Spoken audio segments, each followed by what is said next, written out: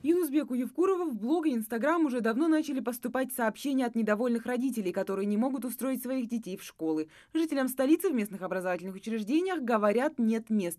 Только в новую школу на 1500 посадочных мест в первый класс набрано 50 детей. И так во всех столичных школах. По словам директора лицея, все будущие первоклашки – жители столицы. Мы объяснили позицию, что мы не можем принимать первый класс в связи с тем, что у нас нет посадочных мест. 50 человек первый класс набраны.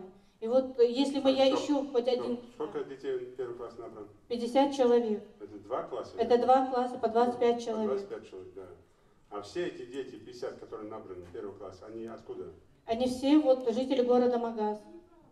Жители города Магаз или этого микрорайона? Этого прилежащего микрорайона. Вы отвечаете за каждого ребенка? Да, да. То есть вы отвечаете за каждый человек? Дело в том, что была произведена проверка, и проверили факт проживания. Из этих 50 человек всего лишь один ребенок имеет прописку, но не подтвердил факт проживания. В зале несколько сотен людей. Большинство из них – это родители будущих первоклассников. У многих не один и не двое детей. У этой женщины 5. Ее муж погиб при исполнении. Старшая дочь учится здесь в лицее, но второго ребенка ни в одну из столичных школ не берут. Глава региона поручил разобраться в этой ситуации и воззвал к совести родителей, которые возят в школы Магаза своих детей из других населенных пунктов. Да, я понимаю, если здесь, в 10, в 11 там, или 9 классе, где дети сами уже в школу ходят, я понимаю. Тогда вот первый класс там перенаправили туда. Я могу понять. Но когда сюда ходит там 2, 3 класс, где мама должна сюда привести за руку, и вы направляете туда маму, второго ребенка, сами же должны смотреть человечески. Тогда Акарах, Сансагу, Бекбуак, это чисто про себя там скажет, а так вы, у нас есть оправдание этому. Почему? Это что же процесс? Я поэтому говорю, родительский комитет, вы исключили полностью родителей от этого процесса. За этой ситуацией должен следить прокурор. Его прямая обязанность проверять законность всех действий в школах и не только. Юнусбек Евкуров поинтересовался, какие меры предпринял столичный прокурор. По его словам, соответствующие проверки он проводил, но считает, что решить проблему с нехваткой мест в школах нужно радикальными мерами.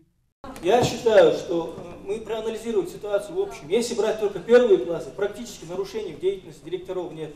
Если брать 2, 3, 7, 8 классы, получается, что сейчас права этих людей нарушаются, потому что в течение прошлого, позапрошлого, еще раньше людей набирали, и за счет этого мест нет.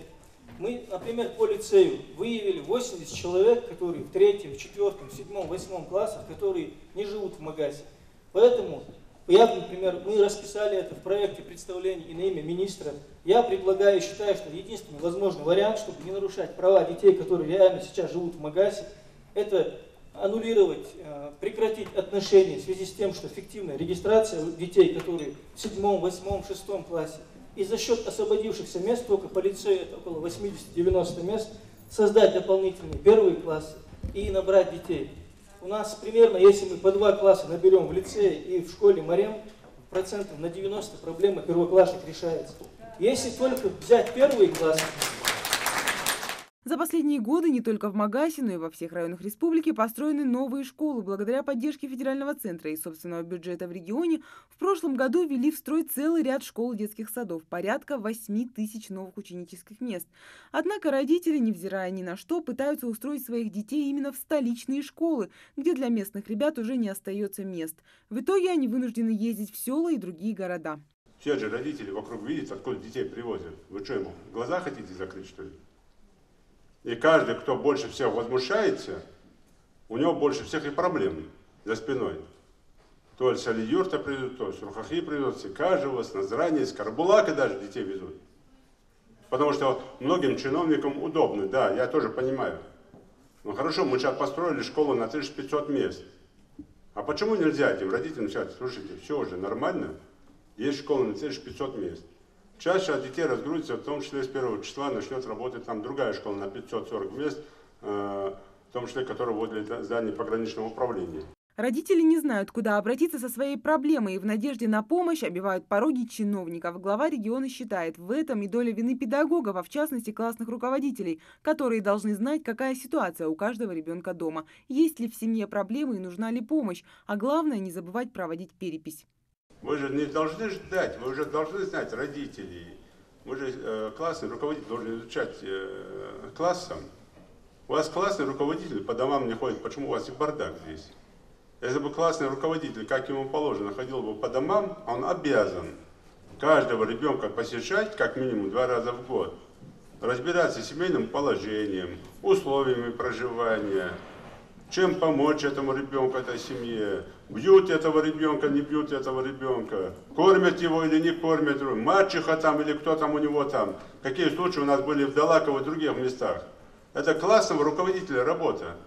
И если бы классный руководитель это делал бы как положено, она бы вам уже как директору докладывала бы, что у нас, у товарища Цанзилы, ребенок учится первый класс, а второй в следующем году должен первый класс. И вы бы ставили сразу.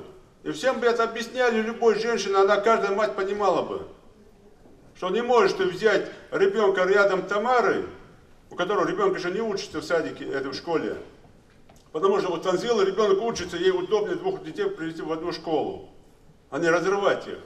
И даже Хамял уже было бы что ответить. И я бы вас понимал. В каждой школе Магаса уже набрано по полсотни первоклашек. Юнусбек Евкуров считает, что важнее не проверить прописку и наличие временной регистрации в Магасе, а уточнить именно сам факт проживания в городе. У нас многие, которые снимают жилье, мне важен факт проживания.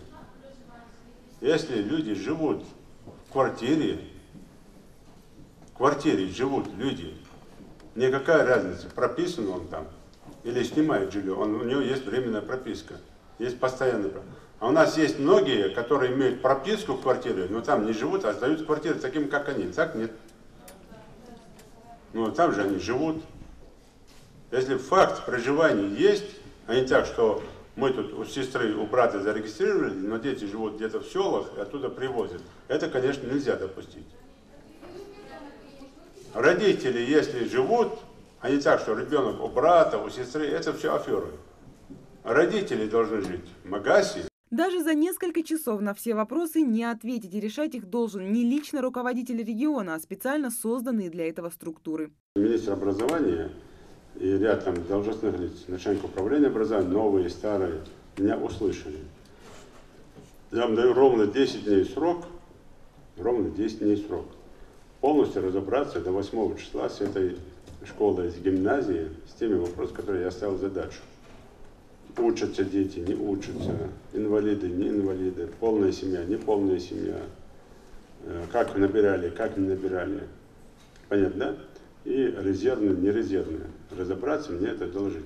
Юнусбек Евкуров еще раз напомнил всем собравшимся, что в столичных школах будут учиться только маленькие жители Магаса. И если в течение учебного года выяснится обратный факт, детей без промедления отчислят и переведут в школы по месту проживания. Мария Мистоева, Рамзан Зурабов, Тимур Карахоев, Новости 24.